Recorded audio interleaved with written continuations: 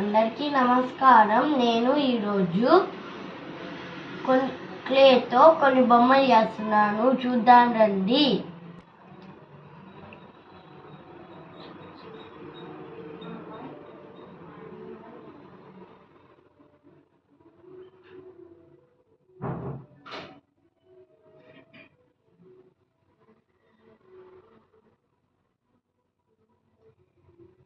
ఇది సుబ్రహ్మణ్య స్వామి ఆయుధం.